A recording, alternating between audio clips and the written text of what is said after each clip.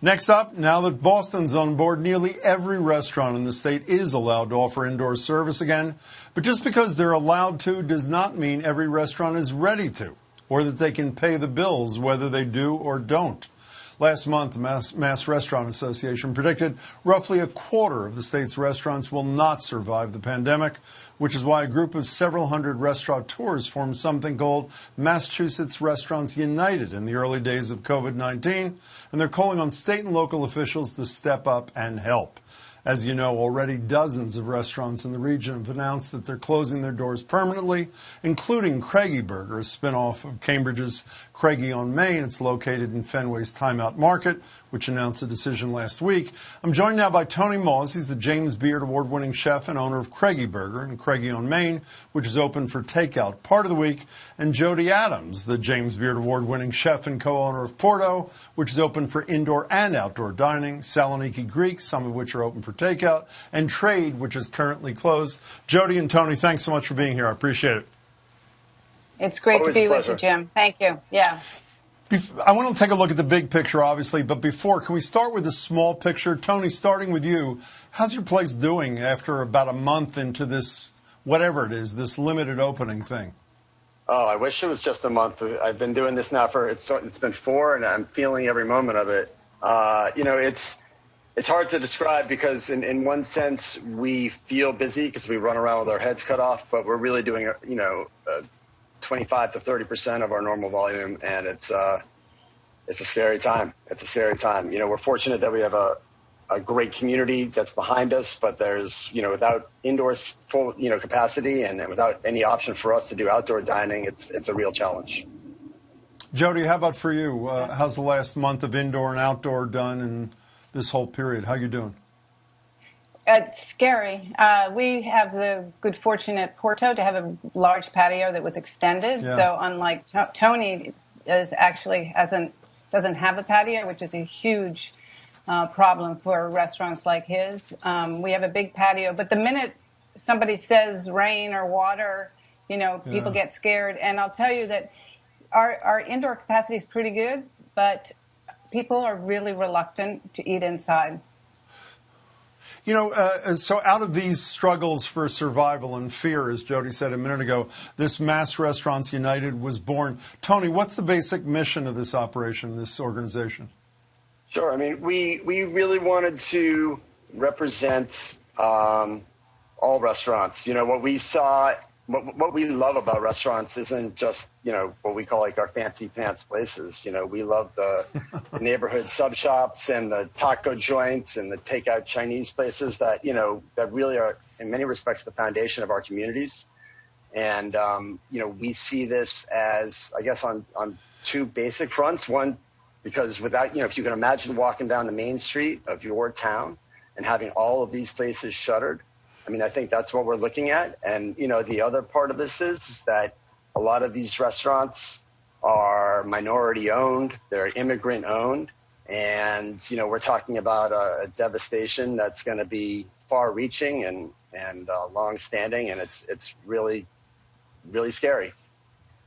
Jody, in a letter that you guys wrote to Governor Baker and the leaders in Massachusetts, you asked for a whole bunch of different kinds of relief from Beacon Hill. Could you give us some of the most important items on that list? Yes, thank you for asking. So we did a survey of our coalition of 500 or 600 people, and the top concerns that people had were rent relief.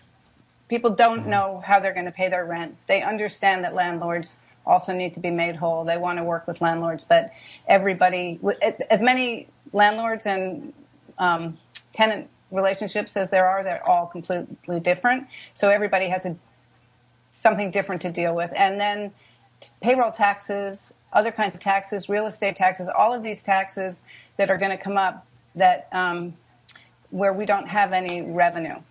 And then there's some small things like, cocktails to go, which seemed like a no-brainer because everybody thought it was such a great idea, and the bill that had it in it got stuck in the Senate for a while. It's now been passed, which is great, but that's tiny money.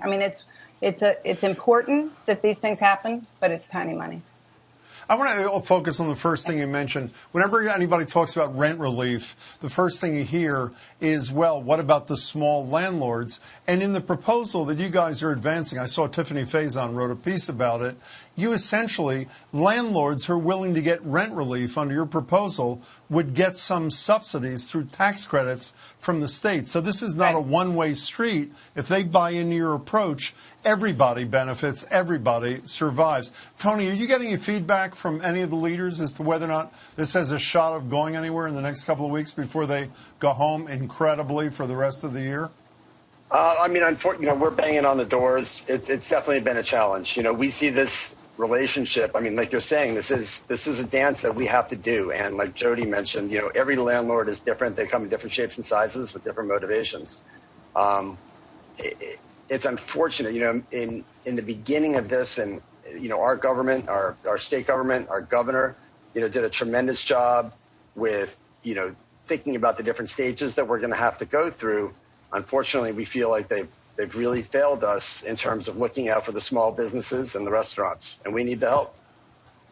And by the way, we should say, what is it, 1/3 restaurant workers in Massachusetts, close to 20 million federally. And I want to mention that just for a second. We had Ed Markey on the radio with us today. We actually asked Senator Markey about the bill that you're also lobbying for on the federal level, which would be $120 billion in this stabilization fund for restaurants and restaurant workers across America. Here's part of what Senator Markey had to say.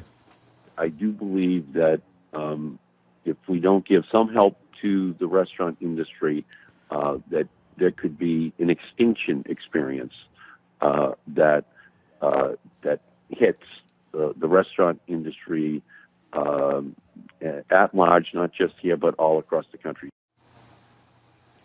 Now, he goes on to say, unfortunately, after that positive comment, it's really in the hands of Mitch McConnell and the Republicans, the same people who, by the way, gave $50 billion to the airport and airline industry. Yeah. And you guys are hanging by. When you hear that the airlines got $50 billion and you guys are hanging by a thread, Jody, what's your reaction? Well, don't you think it makes your blood boil? I mean, it's just like, boom. It's unbelievable. We employ so many people and so many industries rely on us, and we contribute so much back in so many ways. And Tony talked about some of it, and so did you. The $120 billion bill will help us get to the other side. All these other things have taken us partway across a bridge. For us to make it to the other side, we need that stabilization bill. And if we don't get it, what's going to happen is we're going to see, I don't think it's 35%. I think it's 75% of restaurants are going to close forever. And we're going to have to pay for bankruptcy, unemployment, and then getting everybody back up and going. So the Restaurant Act is super important, and we need those co-signers. We need the delegation in Massachusetts to co-sign. We have Congressman Kennedy. We have Congresswoman Clark. We have Congressman Lynch and McGovern, and McGovern has really spearheaded this in Massachusetts. We only have a minute left. Talking to you, I'm like a nervous wreck just listening to the situation that you're in that I'm not in. Jody, starting with you briefly, how are you handling this psychologically, this 100-plus day nightmare that nobody saw coming? We got, sucker punched. And then the next thing we think about is our staff. I know that Tony, all of us think about our staff and taking care of our staff. It's you have to wake up every morning and decide how you're going to deal with the day. And some days are horrible. It's so depressing. There's so much anxiety. On other days, you talk to somebody who is in it with you, and that's why we banded together. I think that we need the support and we need the community. Tony, I have 30 seconds. How are you handling this? I mean, the community of restaurant owners, operators, chefs has been incredibly supportive to each other. Without that, I don't know where I'd be, to be honest. But, I like, just to reiterate what Jody said, we all got into this because we love to help people. And feeding people is part of that. And without being able to help a lot of the people that have been so important to us, it's devastating. And we have to carry that every day. And to to watch our government not be able to chip in to be able to help the communities. It's been a little disappointing, to say the least. Well, we want you to continue feeding us, so we'd urge people to patronize your places, call your state legislators, call your federal legislators. Tony and Jody, good luck with your efforts. Really appreciate your time. Thanks. Thank you, Jim. You. Good to